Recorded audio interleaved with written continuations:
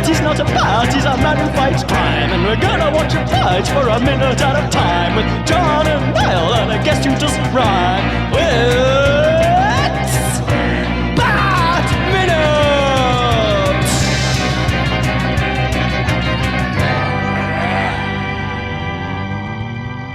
Attention, citizens of Gotham, welcome to Bat Minute of the Phantasm, the show that bloody well ought to know everything about Batman at this point and probably should know better than to be doing this.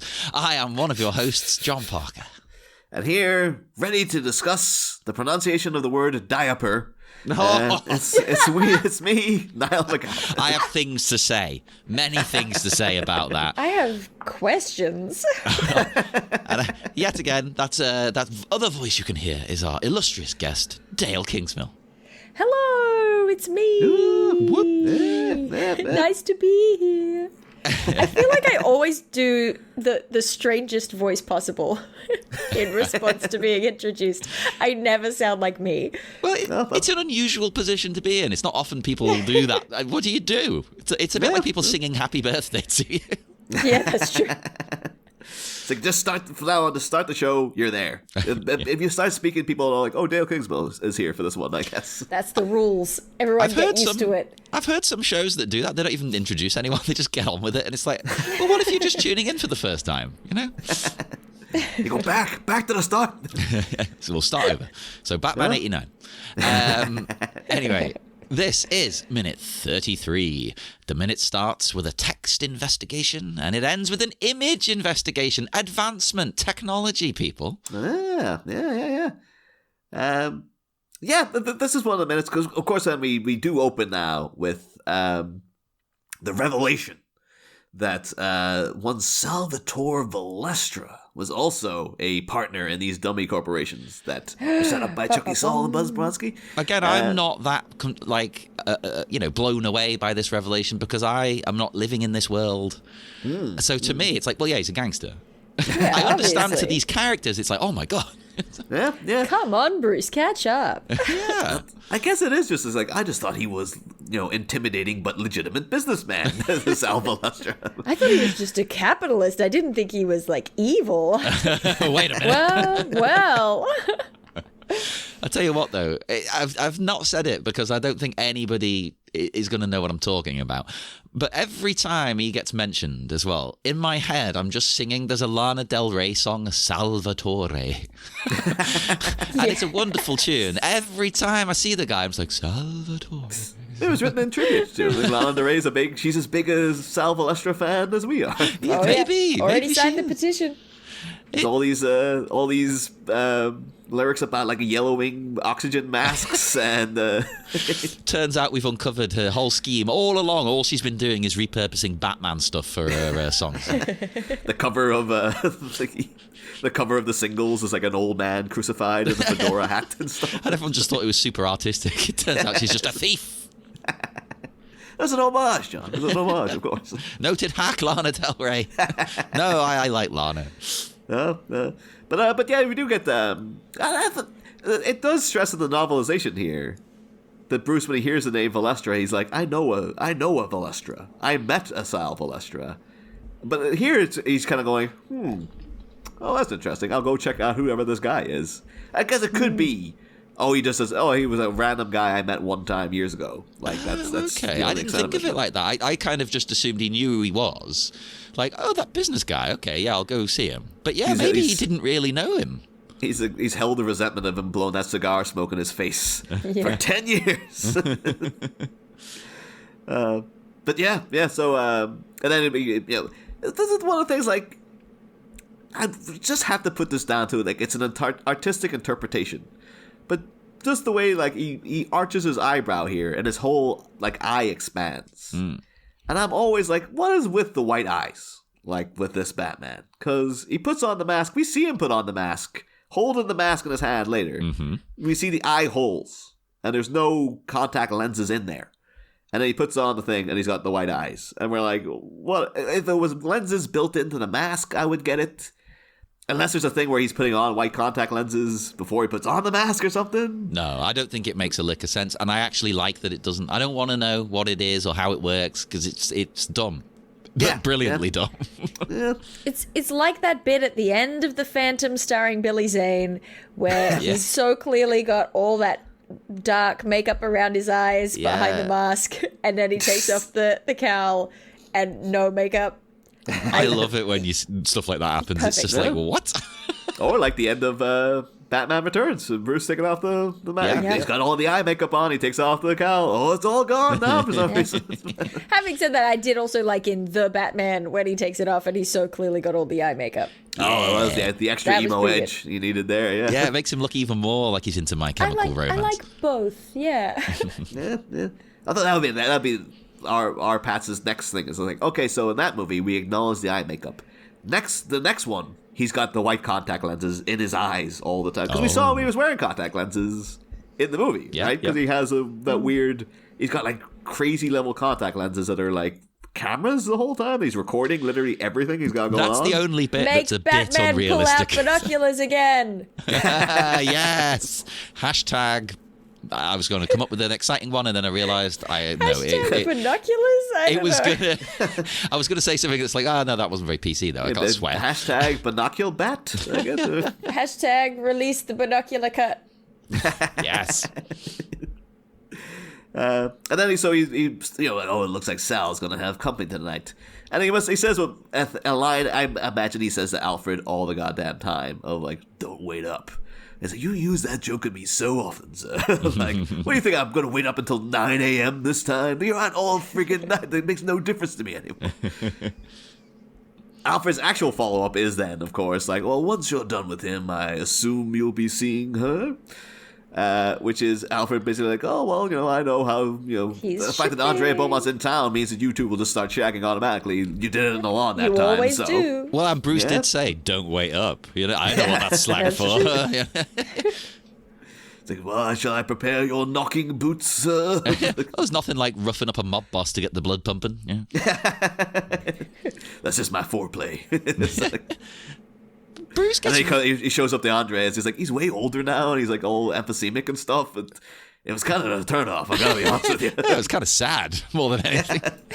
Like, I was gonna kick the crap out of him, but it felt like if I touched him, he would just like, his bones would just all fall apart or something. Like, Now, Bruce, though, gets so bloody defensive over this.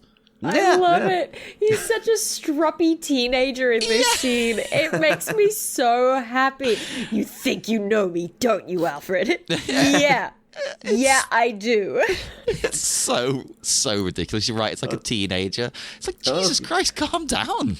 That's a great back and forth. But also, too, it is like, no one's on his side either, because it's basically like, this guy is on everything for you, and then the way it's like, you think you know everything about me, don't you? Like, as if the two of them have already been mid-spat about something else. Yeah, right? Out of nowhere. Out of nowhere. It's very like a couple's argument as well. Yeah, but it's also just like, why would he think he has any secrets You're from not Alfred? my dad! And then Alfred having the great comeback of been like, I wiped your ass, kid. Like, of course I know everything about you. Like, so what? good. Peak Alfred. Yeah. It's the way he delivers it, too. It's like, well, we'll get to the way he delivers it really specifically in a minute. But just I diapered your bottom. I bloody well ought to, sir. Like, the little jab at sir of like, it's It just formal makes for me me to call you sir, but I should be calling you kid. Like, Anyone I'm who raised. pushes back against Bruce a little bit, it's why I love Alfred in this movie. It's why I love Andrea in this movie. Just the little pushback. It's little attitude. sassy, isn't it? It's like, wow, the claws are out. I guess it is Love always it. because you got the Joker always trying to take down the Batman a peg or two, but like you're always like, that's their thing, I guess. But actually seeing someone who also identifies how self-serious this guy is, who's gonna be like, you know what, I'm knocking him back a little bit. I'm gonna knock him off his perch, quite frankly. Yeah. Because him swagging around his cool cape going, you think you know everything about it. I'm cool and mysterious, Alfred. You don't know me. And I'm like, It's also so true because it's like Alfred is standing in the Batcave. Like, name one thing about you Alfred doesn't know, Bruce. He was there throughout your awkward years. He's here now. Yeah. I can list every time you've vomited, Master Bruce. Yeah. Like, because I was there with the Pepto-Bismol or whatever. Like, and there's nothing. There are no secrets. Like, Frankly, with the number of concussions you've had, I probably know more about you than you do. Most of that was like he actually had a little earpiece in through all the flashbacks of Alfred recounting what happened to him. Because like, did I know an Andrea Beaumont, Alfred? Well, yes, you did. There was a time you just started raw dogging on the lawn. And, oh, that's right. Yeah, that was pretty good.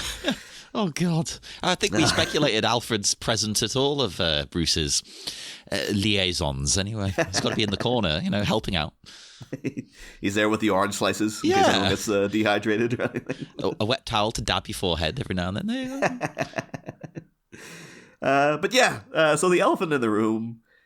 Has anyone anywhere else ever mispronounced the word diaper? Well, especially because he's English. We don't say diaper. Nappies. It's a nappy, damn it. That would be weird if it was like, change your nappies. That would be fair, though. It would sound even more sort of like debasing in a weird way, because nappy sounds more sort of like, to me at least, it sounds more babyish. Yeah. No, I agree with that. You know what, as well, I will forgive him saying diaper in a way, because, he's not in England. So you do adapt your language to the place you live in, like we do for guests. I'll sometimes use an Americanism with them because it's like, well, it's easier. But at the same time, I sometimes find, particularly when I'm in the States, I up how much Australian slang I use because I don't want to lose it. You want to be extra. You're representing. Yeah. Yes. But, if you're going to do it, Alfred, pronounce it right. What the hell is it? I had to play this like 6 times to understand what he was saying. Or maybe he's in his mind. He is very much like, I am pronouncing it properly because I'm enunciating all that. You Americans with your lazy mouths can't pronounce diaper properly. He's like, there is an A in there. Diaper. There you go. We Pennyworths pronounce each vowel. Sorry, Every vowel. Vowel. Although we found out, though, it's not unlike Alfred to have a history of mispronouncing things, because one of the big revelations we had during Batman Returns, when we got vichyssoise made, so we could try it on air as Bruce was eating it. Everybody I talked to about it, people much more cultured than I, they all refer to it as vichyssoise. And they're like, it's called vichyssoise. And then Alfred called it vichyssoise. I must admit, I've only heard people say vichyssoise, but when I looked into it, it's like, no, that isn't right. Yeah, no, it is vichyssoise. Yeah, apparently. So I don't know. Have you ever tried vichyssoise? Again, I assume all soup has to be cold. I don't even know what that is. It's soup. It's soup. The classic moment in Batman Returns where like Bruce is in the Batcave and Alfred comes down and he's just like hands him something, and Bruce takes a bite and he's like, "Oh, it's cold," and Alfred's like, "It's vichyssoise." And Bruce looks at him like, I've clearly what the fuck? written that scene out of my memory. I think have it- no I think it's only recollection classic of to this us. scene.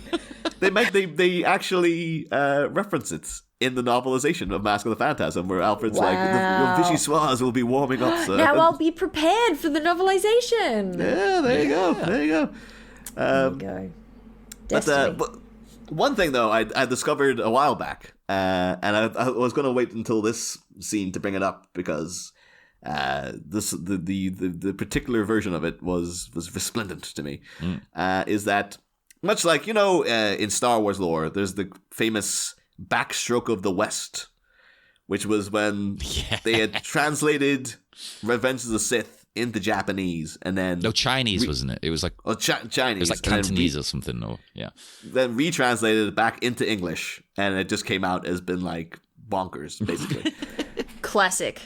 I used to play that game. If anyone remembers pre-Google Translate, there was a website called Babelfish. yes. And I used to while away hours just like typing stuff into Babelfish, translating it into German, translating the German into Japanese, translating the Japanese into English, and seeing what would happen. Well, you'll love this, Dale, because apparently someone has done that with Mask of the Phantasm. Hey. You can get many scenes Love of it. that. And this scene, like, so you get like things throughout. Like an earlier one would have been like, when Gordon's like, "If you want him, you get him. I'll have no part of it." The translation from into Japanese and then back into English is, "You with the fact that gets him, there is no partake." So this scene, though, in particular, is great because, Batman saying Sal's going to have some company tonight. Don't wake up. Or don't wait up. Don't wake up's worse. Don't wake up. Don't wake up. You can just die now, Alfred. You've outlived your usefulness to me. But he says, there is a visitor in him. Don't make an attempt upwards. Wise advice. Do not make an attempt upwards. Do not make an attempt upwards. Of course. Well, presuming after you're done with him, you'll be seeing her, is him after finishing in her who meets. Oh. And then, you think you know everything about me, don't you? Is they consider it that me you know completely? Followed by then, of course, like, I diapered your bottom. I bloody well ought to, sir, is cleanse of the excretory ones. I very good to gentlemen. The way you're reading it sounds like Shakespearean. And then my favorite thing at the end of Batman saying, well, you're wrong, is, it is inaccurate. And then he speeds off in the car. I like that more. It is inaccurate. That's good. It is inaccurate. There's a lot more ones, actually, as it goes up, particularly when the Joker comes in. Like, we'll get to them when they get those minutes. But I can only imagine. Wow. It's all like, it is the age of the dogs and all this kind of business that comes up. But a little note on it, though, is that apparently in the Japanese translation, the guy playing Alfred is someone called Koichi Kitamura, and he did the dubbing for Cesar Romero in the 60s Batman TV show. Oh, wow. There you go. He also It's did all connected. the Japanese Scrooge McDuck and Mr. Burns. So, What a I trio. love that for him. Yeah, good working. And apparently the guy that got to do Batman voices Optimus Prime in all the I Transformers can totally stuff. imagine. If you can pull off Optimus Prime, you can do a Batman. Yeah. Yeah. Oh, hell yeah. But yeah. So it's the actually I don't know if they even translate the title. They just call it the Japanese Mask of the Phantasm dub. But they've got to change that title into something. That's one of the things too. I never knew if it was completely true. I heard this from a guy who swore that like it was on a podcast and they weren't joking around. They're like, no, this is true. Is that in Japan when they open with they answer the phone with mushi mushi? Yeah. Is that hello is actually just mushi, Yeah. but you say it twice so you know that the other person isn't a ghost. Oh, okay. I could imagine that is probably a thing. Yeah, it's like a cultural tradition. It's like we don't know. And I guess they're like, oh, ghosts can't say things twice or something. It'd be probably something odd like that. The whole concept of ghosts is odd, really. But, although one of the questions you do frequently ask, though, Dael, of the guests, and the thing is, though, I know potentially a loaded answer with you, is because the Phantasm, a ghostly kind of figure. We're asking the guests if they have any like supernatural ghostly encounters. I know this now, knowing that you outright had a ghost in your house. Of course, Phantom Dennis of See, this is Monarch. actually going to be, this is going to be a very disappointing answer because, yes, Phantom Dennis is sort of, he's been a presence in the Monarch's Factory community for such a long time. Even now on my Twitch streams, when I have tech issues, we've got an emote that is Phantom Dennis pulling the plug on the computer. And Are you even still in the same house, or have you like, he's moved with me from place to place? I am still in the same house, yeah. And it used to be like in the dead of night, and it still happens every now and then. In the dead of night, my computer would turn on and start playing YouTube videos full volume. Oh, that's creepy. Yeah, it was really weird. But here's why I'm a disappointing person for this question, is that I am one of few people I know who very firmly does not believe in ghosts. But I love the idea of ghosts. So I love attributing things to ghosts, even if I don't remotely think that it's a thing. I'm flat out waiting for Phantom Dennis now to just like start knocking things off your shelves or something after he's heard this. Prove like, me wrong. How dare you? Yeah. Although actually, one of the houses on my street is like a famous murder house. So who knows? Anyway, but you have to say it in the proper Simpsons way, Dale. The murder house. The murder house. I'm boring. I don't really believe in ghosts, but I somehow simultaneously like my friends at some point were talking about how they want to start a ghost show, but they need a skeptic friend to balance them out. And they were like, we already have one. It's Dale. But at the same time, there have been things where it's like walking back from a train station in the dead of night past a construction site. And it was like, 1 a.m., empty, absolutely no one around, everything's deserted. And then there was this really bizarre noise from the construction site. My friend, one of the ghost believers, stopped and turned and was like, hello? Is someone there? And I grabbed her and kept moving because I was like, don't do that. Why would you want to interact with it? Go. We don't do that here. No, I don't believe in ghosts, but I'm not about to stop and start, and there have been times when, when I was younger, at some point, I was surprised to find my entire house empty, all the lights off. Where are my siblings? They've gone. And I guess I'd been researching fairies for some reason, and I was like, all right, time to turn my jacket inside out and fill my pockets with iron nails so I can go rescue my siblings from the Fae realm.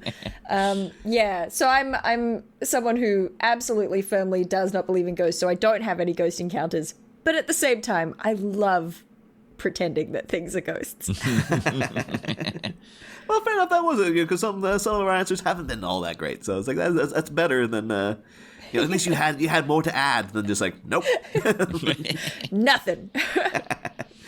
Well, mentioned here actually though, I'm pretty sure this is the only sighting we get of the proper Batman animated series Batmobile in this movie. I don't think it features again after this little. I think you're right. Yeah, I can't remember seeing it. Bat bikes and jets and things. Yeah. And I was going to like, there's bound to be a long, varied history of how they designed this car. No, it doesn't seem to be even particularly be based on any previous Batmobiles. So kind of you look through the history of Batmobiles in the comics and like, nothing really looks like that. There's the episode of the mechanic where you see his original Batmobile, and it's very blatantly based on like the 1944 kind of like the one with the weird bat ram face in front and stuff. But this one apparently is like, no, they just kind of did their own thing. And the only note I have on it is that apparently once they shipped the first 4 or 5 episodes overseas to be animated, one of the Warner Brothers suits showed up really concerned about the Batmobile design and said, oh my god, they have a different Batmobile design than in the movie. This will confuse the kids and all the licensees. Why would it confuse the kids? What? Yeah. It makes no sense. I'd accept that. I will never understand these people. And he said, like, this will confuse the kids and the licensees. We've got to have the movie Batmobile in the show. And then according to Bruce Timm, he said that, one of our people, Gene, had the idea of showing Tim Burton our designs and saying, is this close enough to what you're doing in the movie? And Tim said, oh yeah, that's fine. Did he even take a look at it? Yeah, it really feels as if Tim Burton was like in the middle of a coffee break or something. Yeah. He was like, yeah, whatever. Sure. Yeah. So yeah, but apparently though, him just saying that was like a massive relief to them. Like, it looks close enough to the Tim Burton Batmobile. It looks nothing like the Tim Burton it's not Batmobile. similar at all. It's not bad. It's great, but yeah. Although I'm not a big fan of this Batmobile, actually. Like, I know a lot of people are. I just think it's way too long. It just looks too like it would just have trouble turning corners. I mean, in a practical sense, it's terrible. Like, it wouldn't look good in a live-action movie, but I like it in this. Like, I like it in animation.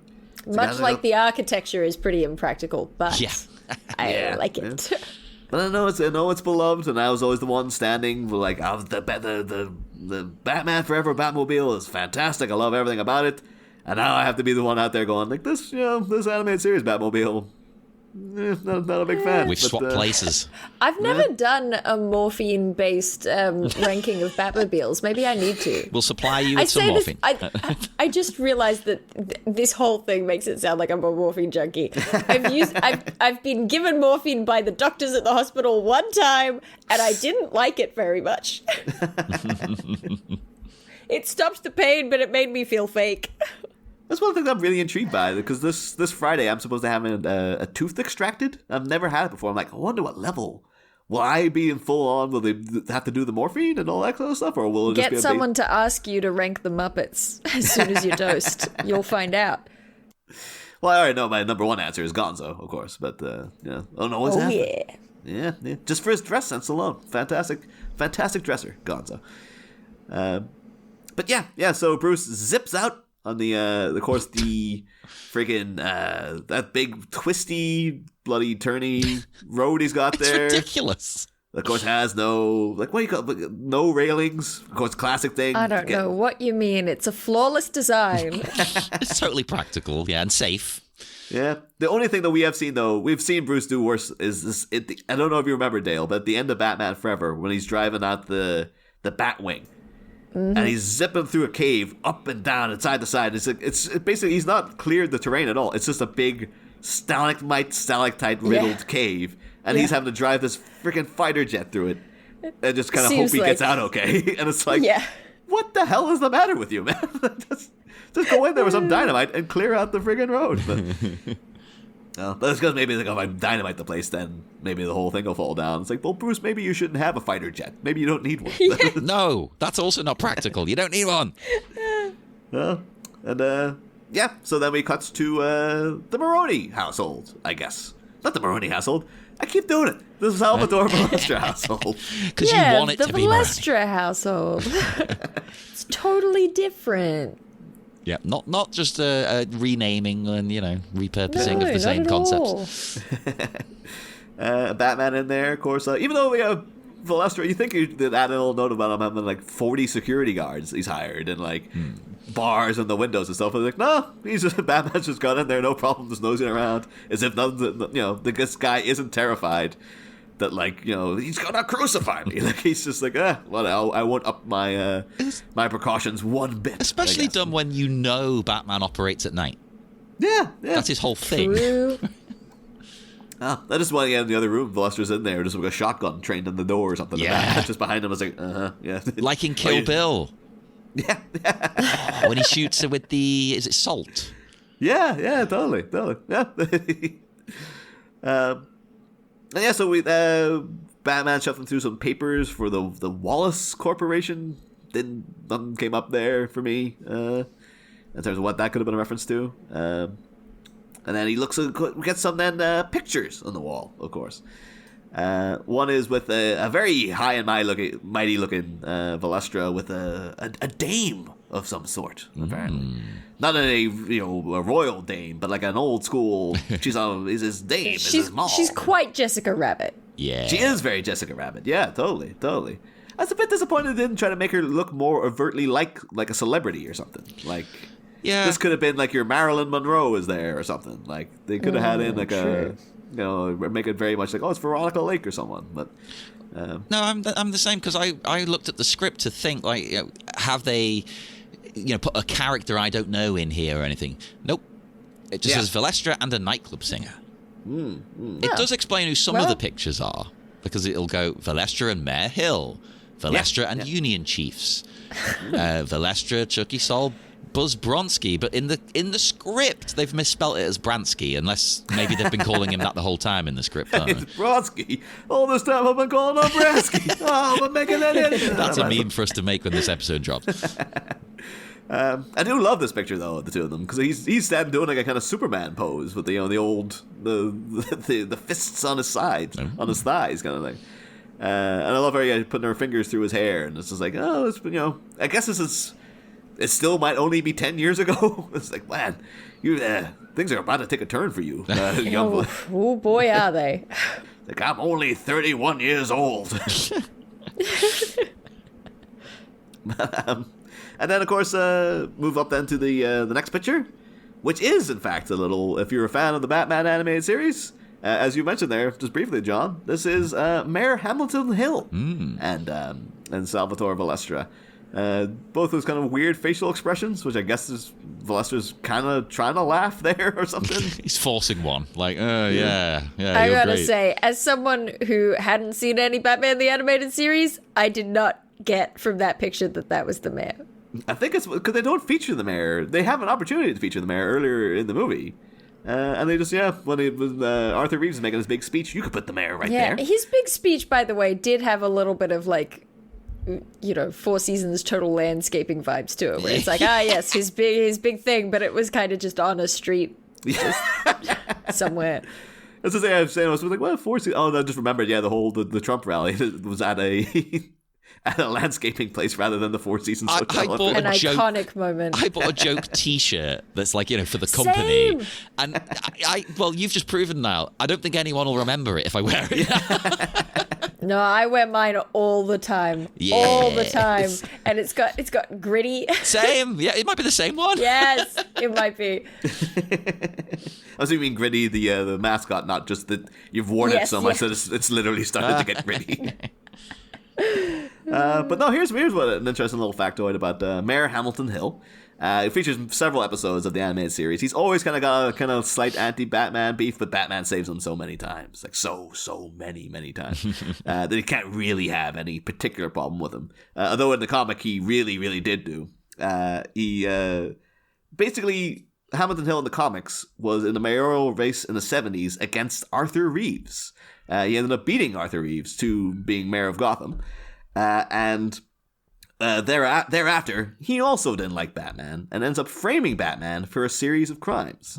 And then at the same time, a character called the Night Slayer also takes on the identity, pretending to be Batman, going around committing crimes. And it kind of coincides with we can kind of work together. It's a bit like someone mistaking Batman for a murderer in this movie. Oh.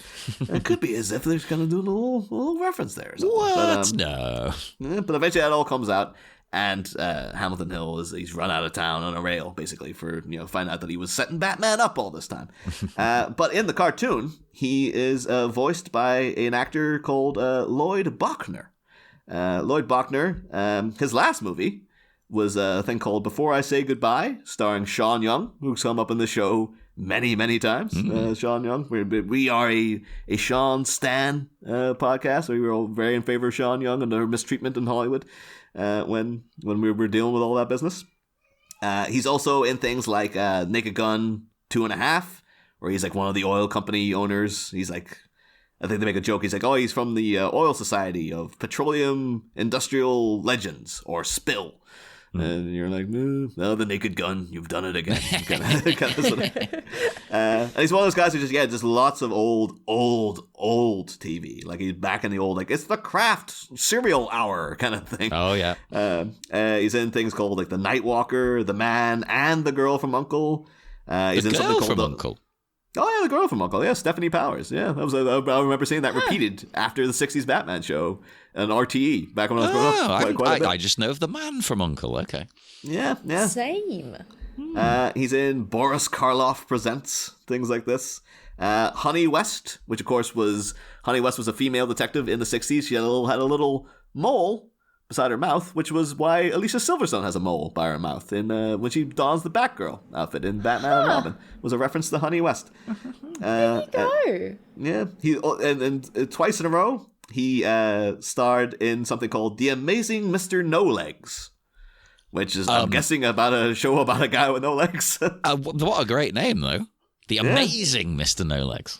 And then he's also in The Amazing Spider-Man in the 70s, the Spider-Man 70s live-action TV show, where he was just fighting like gangsters, and there was none of the colorful Spider-Man villains you would actually want to see ever showed up. And he's in an episode of Superboy as a character called the Old Vampire.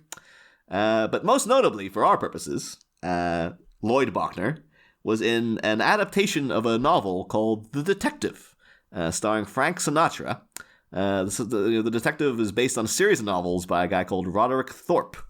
Roderick Thorpe had a protagonist called Joe Leland, and he wrote a sequel to The Detective called Nothing Lasts Forever, which was then later adapted. They changed the name Joe Leland to John McClane, and they adapted it into a little movie called Die Hard, which stars Bruce Willis, and of course, an actor called Hart Bochner, who is Lloyd Bochner's son.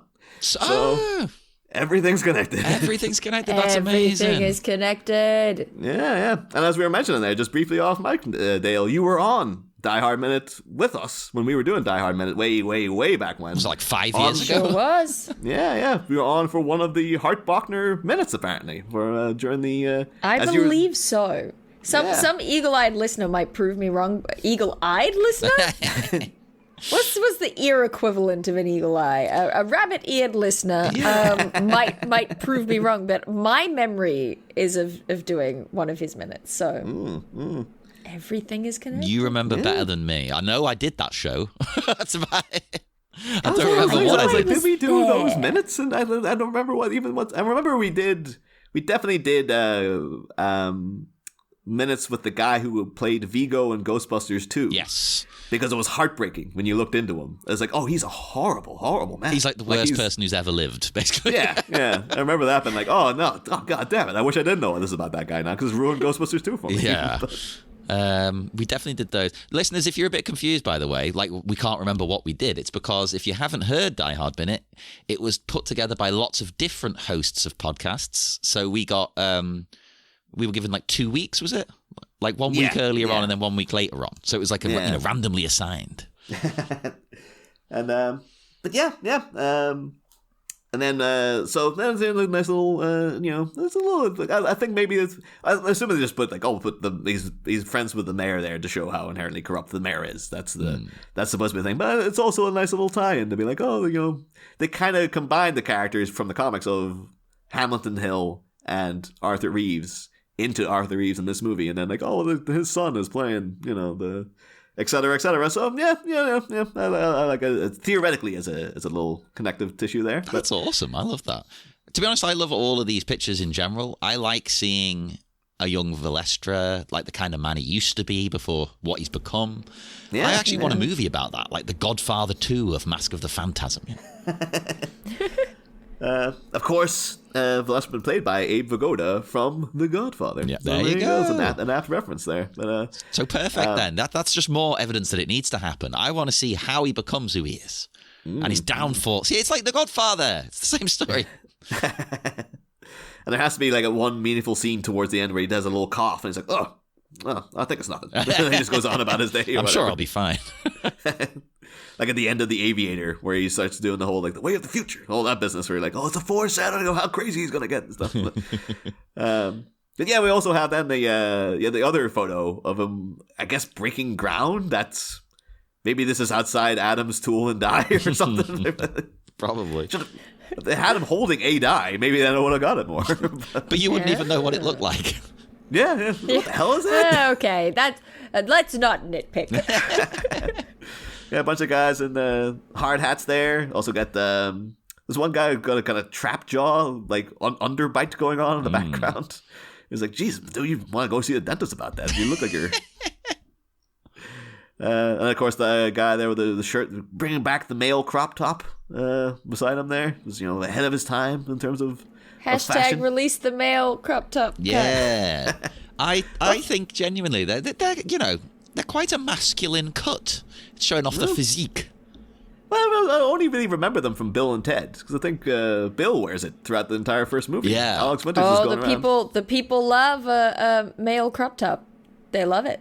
The Quarry did a released DLC where you could give everyone 80s outfits. Amazing. And in kind of an homage to Nightmare on Elm Street. Johnny Depp wears one, doesn't he? Yeah. And one of the characters gets his male crop top. Beautiful. See, I don't know if the thing is, I get cold way too easily. Same. I barely ever wear That's fair. Yeah, I barely wear like I always have like a shirt over my t-shirts and stuff. I'm just like, oh no, if I went out in a crop top, I think I would just like, no, I'll just have to go back and change. I don't know what's like in Australia. It really is a sacrifice that you make for fashion. Because, I suspect that like from your sort of UK perspectives that sure, in that context where I live is always warm all the time. For me, I get cold. I get cold quickly. But I went to a party the other night wearing like a crop top and a leopard print cape. Amazing. And it was a great idea fashion-wise, but it was quite breezy and chilly up on that rooftop. And I did get cold very quickly. Can you not even use the cape for protection? I was like, no, it's too blustery for that. I was flapping in the wind. I thought it would be enough. I was like, it's fine. I can get away with the crop top because I will have the cape. It wasn't enough. Wasn't enough. No. I thought it would be like. I enjoy that you're piecing together your own superhero outfit here, like leopard skin cape. I own several capes. I don't collect much, but what I collect are jackets, capes, and knives. Capes need to be brought back into the zeitgeist. Absolutely. I really went somewhere though. Jacket, capes, and knives. Like, okay. Really paints a picture of me as a person, doesn't it? Yeah. It's kind of like, this all seems fun. Oh, wait. Don't mess around with it, though. Knives can be fun, Niall. Of course, then we go pan down to a photo that will live in infamy. So you're saying you only, like, when your brother mentioned it to you, like, oh, that guy's the Joker. I really kind of wish, though, that, like, there was a scene of you, like, pausing this and been like, wait a minute, and getting out a red marker and going up to the TV screen and then, like... drawing it on, just, yeah. And then be like, oh, no! This is permanent marker, I can't get it off now. You know, in the script... I'm kind of... In the script, it just calls him a shadowy shape at the picture's edge. Ah. So I don't know if it was always the plan, or maybe it was like a last-minute thing. Like, I put the Joker in there. But then again, highlighting that, by putting that in the script, it seems like, well, it's got to be a thing, right? Oh, no, I'm certain that it's supposed to be. They always had in the mind, it's like, oh, he's going to draw the smile on him, and it'll be great. And then the universe went like, it's one of the dopier moments of the movie, I think. But, I love that he because I thought that he was, I know it's not this, but I thought that he was done when he just did the one line for the smile. And then he went back in and made it the full thing. Got to do it. It was just so funny. Just doing it with other villains, like checking in the background, like drawing like vines around the lady. Like, no, it's okay. She's not poison ivy. That's how he does all of his detective work, is with a crayon. Google searching and then drawing on pictures to be like, is that who I think it is? No, it's not. But yeah. So we get I'm enjoying the kind of the atmosphere of this picture, because like we get the tall man in the background there, kind of looking a bit like he's just there to keep an eye on people. Basically, it doesn't seem like he's really friends with the group or anything. He's just there. Yeah. Also a smoker, apparently, judging by that. Got a cigarette in his hand, which is weird because But it was weird because when I said the tall man, Dale, I meant the proto Joker. They refer to him in the script as the tall man, which is a reference to Phantasm, the movie, which is the villain that's called the tall man and stuff. But yeah, just seeing like the man who will be Joker, he's smoking, and he's got a cigarette in his hands there. And it was weird because later on he's like, "Oh, if it isn't Sally the Mr Valestra," it's like, you were smoking too, man. Like, I guess maybe you just had the sense to quit. Well, that's what whatever, I mean. It's got to get him. It's got to catch up with him at some point. No, he smokes responsibly. It's fine. If there's one positive thing you can say about the Joker, it's that he smokes responsibly. Yeah, and he doesn't blow it in your face or anything like that. He goes outside, you know. Is it, the having a quality laugh mattered to him more later, and he's like, if I keep damaging my lungs like this, I don't know if this is gonna. I guess when he be just terrible at the end. He's just like, ah! I guess when he turned into the Joker, he had a change of heart on the smoking then. Yeah. I think he would have gone extra hardcore. It's like, I survived a chemical bath. I can survive anything. You give me all the give me all the cigarettes in the world. More chemicals, please. Yeah. But I just enjoy that seeing like, so you got Buzz Bronski there. Buzz Bransky, I'll get it right. No, him and Valestra look like, they're getting on. They look like gangsters posing in a picture. And then Chuckie Saul just looks miserable next to them. Yeah. Like, he's really sitting with like a... Yep. Knowing, I guess, Bronski did for saying, he always was a loser. Maybe they genuinely didn't get on. This is an indication, like, no, they just... Or maybe he just really hates being sat next to Carl Beaumont or something. Yeah, maybe he's not really into it. Like, it's a business meeting to him. It's not like friends. Yeah. It's like, why so serious? Chuckie, what's the deal there? It is good that Batman finally has some kind of evidence about Carl Beaumont, though. Because, I think he suspected, there's something up with this guy, this isn't good. But now it's like, right, there's no evidence of him actually doing anything, but here he is posing for a photo with these gangsters looking like mates. Yeah. Because they have to say Carl Beaumont looking debonair. Oh, yeah. Look at he. True. He's got a vibe of what's his face? He used to be Bond, and he's in like Hot Fuzz. Oh, Dalton. Oh, Yes. yeah, Timothy Dalton. He's got a Timothy Dalton thing going on to me. Yeah. He's always got a kind of Clooney vibe almost. He's got they got old Hollywood kind of like the arched eyebrow. Like I know I'm cool. Like he's got like is he? Oh no, I think he is also smoking as well. Maybe that's what happened. Like that's how the Jack Napier character killed him. It's like made him smoke like endless cigarettes until he just. And I put him off smoking for life. Then that's why he eats that apple as he's going away. He's like, it's nothing but health food for me from here on. And I tell you, see, it's all connected. Yeah. Although weirdly enough, Dale, because Carl Beaumont, of course, voiced by the actor Stacy Keach, and I'm I only bring it up because again, I always feel bad because I'm like, Dale, you're Australian. This will be relevant to you. The big movie I know Stacey Keach from is a great movie called Road Games, which is about Stacey Keach as an American lorry driver who has to transport a bunch of like pig carcasses in a kind of freezer van. Lovely. Across Australia. It's one of these things like he hears there's a serial killer out. As you do. Yeah, here's a serial killer out on like the road with him, or out somewhere. It's like all these girls keep going missing, and then, as it goes on, Is this you think pre-Ivan Milat or is it pre? Sorry, what? Or Ivan Milat? I'm not too sure who that is. What's the deal with that? He's our like famous serial killer. It could be in reference to him. Like what kind of year? When was he active? Like the 70s? I think he was active. I think he was active in like the 90s. Oh, well, maybe he saw Road Games and he's like, I'm gonna do that. This says 89 to 92. Wild. oh yeah, because Road Games Wild. it's like 1980, I think. Yeah, so yeah, I guess maybe like no one's out there. We need to ban Road Games. It's clearly giving this guy ideas, but Like they said with Child's Play. Yeah. yeah, totally. But yeah, eventually, like he picks up Jamie Lee Curtis, and she just goes by Hitch because she's a hitchhiker. And it turns out she's like she's a rich girl, much like Andrea Beaumont. She's from a rich family, and she's kind of like et cetera, et cetera. But it's a really good movie. It goes on, but like it's Stacey Keach and his dog. Actually, it's not a dog; it's a dingo. He's adopted a dingo. As you do, perfectly normal. Yeah, Classic. and everywhere he goes, they keep like, "You gotta have that dingo, yeah, mate." Like apparently Australia hates dingoes, which I would have assumed was the other way Okay. around. Okay, look, it does need to be said. Dingoes are very, very dangerous. We don't hate them, but they're very, very dangerous. But having said that, I have known many people who have claimed that their dog is half dingo. Oh, God. But I don't know how real that is. It seems like it very possibly is in the vein of all the Americans who are like, my dog is half wolf. Oh, God, yeah. So, but to be fair, if he had a legit dingo and was bringing it into a business place, that's bad.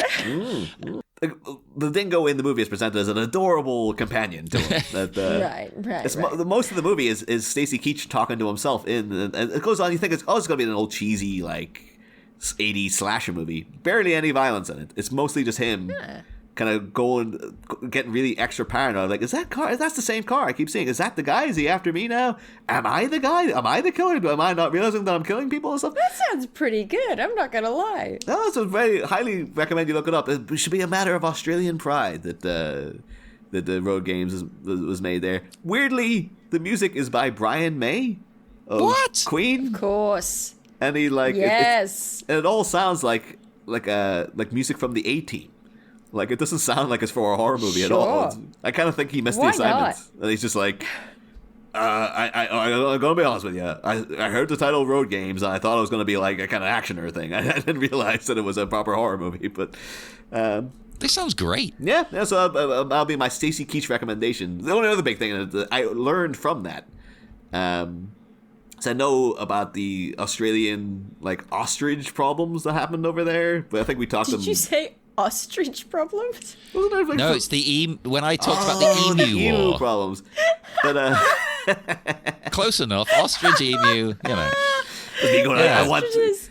Dick John have all the ostriches killed, but sir, do as I say. My favourite thing is still like the Wikipedia listing, like the emu war in yeah. Australia, and it's a result Casualties. defeat.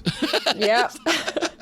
But I didn't realize until Road Games he brings up the feral rabbit infestation that happened in Australia. Where it's like, very much. It Yeah, keeps yeah, happening. yeah. Like over here, I have a friend Yeah. who his dad owns like a house way out in the country-ish side, and I was like, oh, the guy keeps killing rabbits. What an asshole! And then reading about the rabbit problems in Australia, it's like, oh no, you have to kill them. They're It's a big thing. It's similar to the cane toads. Look, the British really did bring a lot of animals here that they shouldn't have. That's our way. That's what we do. It's what you do.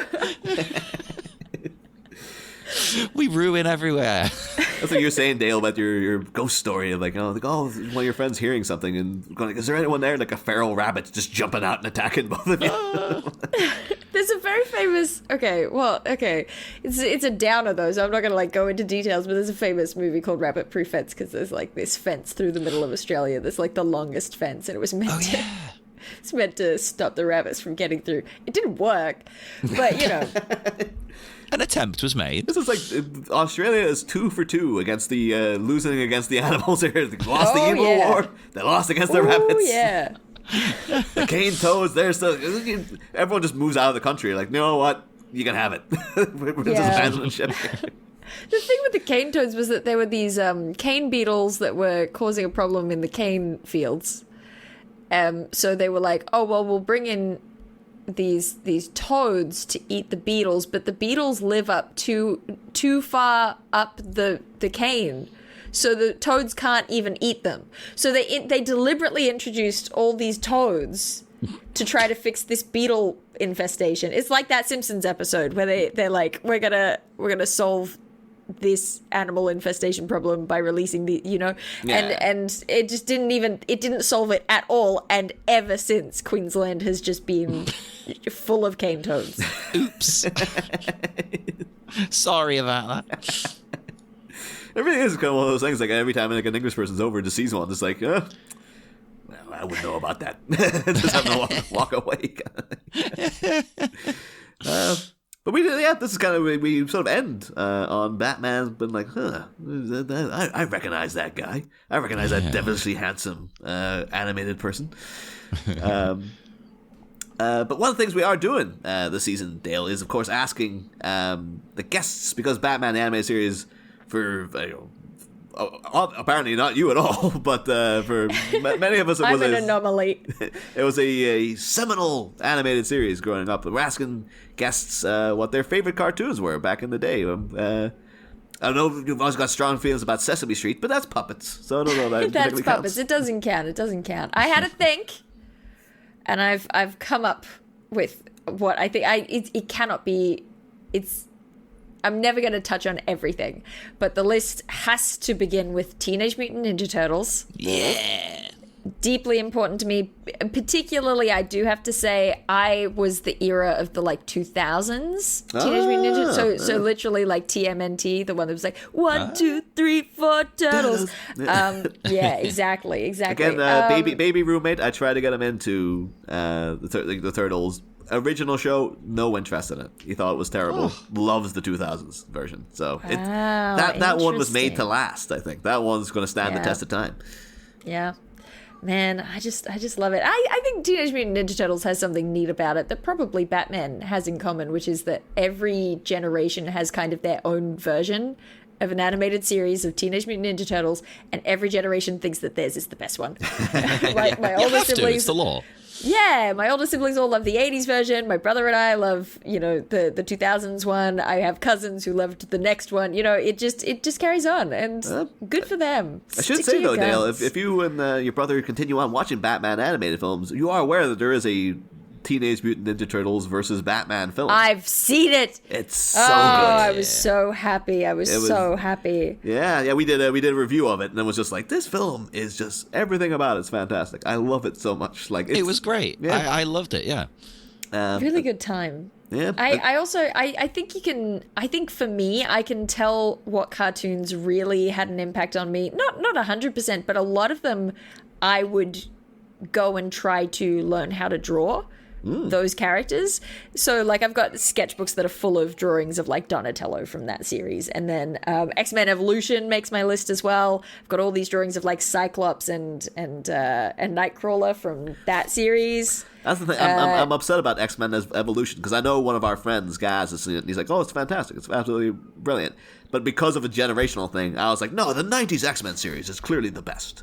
And I was too old to watch the Evolution one. And from what I understand now, that I've tried to rewatch that 90s cartoon. It's garbage. It's absolutely terrible. I never watched the 90s cartoon, but I feel some loyalty to it now, because this is a terrible piece of information about me, but I stand by it. I have no shame. One of my favorite shows is Good Witch, as in the Hallmark series. Yeah. and the mayor from that voiced Jean Grey in the 90s series. So I have sort of an attachment to Amazing. to that series without ever having watched it. I feel defensive of it. I gotta also mention, I mean, Ben 10, Daria was a big one. I still rewatch Daria from time to time. We're big fans of that. Winner. Yeah, Dario's my my COVID rewatch show. And everyone else is doing their their comfort rewatches. Like I was stuck in my dad's house. He wasn't there. He was off somewhere recovering from an unrelated thing. And so, but then when the stay-at-home order came out, they're like, no one leave. And I was like, okay, I have to stay in this house by myself then. And he had Sky TV, and the MTV were replaying Daria. And so I watched all of Daria during COVID. Wait, amazing. They were showing it on MTV? They were showing it at like 6 a.m., so you had to record it. What? Wait, but wait. That means that they might have had the actual music in it. Oh, yeah.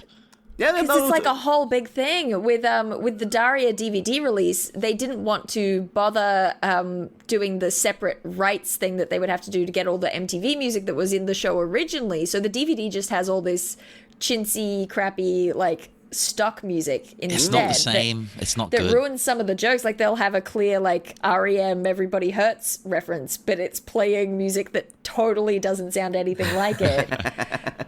Oh, I'm so jealous. Yeah, no. That was the version. It was full of like 90s needle drops and stuff. Oh, I'm so jealous. Oh my gosh. Also, if the people online knew, there's like a whole project where they're trying to recreate the series with the music in it. Amazing. So they need to go to Ireland. Yeah. Animals of Farthingwood needs a reference in here. I was a big drama kid. I loved things that made me a bit sad. So Animals of Farthingwood, if you're familiar, is just a show where a lot of animals die. Lovely stuff for kids, you know. It's really great. It's a kids show, and they're like, oh, a bunch of animals are being pushed out by humanity, and they have decided to try and find their way to Farthingwood, a near mythical paradise. And along the way, everybody dies. And even once they get there, a lot of them still die. I think I remember that hedgehog when, like, the first time I think I had witnessed death. Yes. In, like, any context. But, like, wait, what? Like, Oh, they're going to be back, right? Like, no, that's them. They're gone. Nope. you had to learn Fully sometime. dead. Yeah.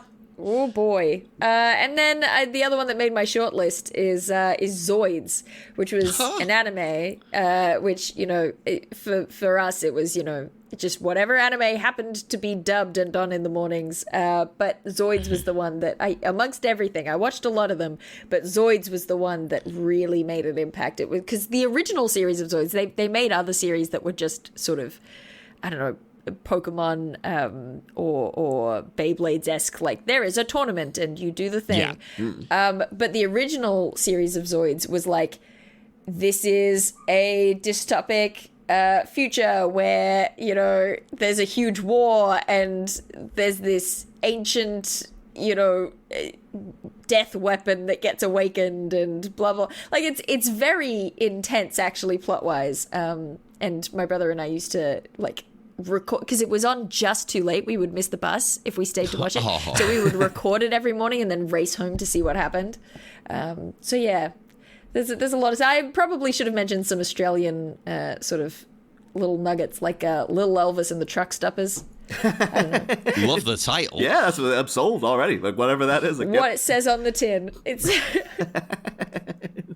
But it was somehow the cartoon spin-off to Road Games about the truck stops he went to along the way. The premise is that there's this kid who, legend has it, one night Elvis drove through this town in the outback and dropped off a baby who was Elvis's secret son. And then Little Elvis was adopted by the truck stop owners, and he is now a musician. But also, I guess he stops evildoers. I don't know. Anyway, wow.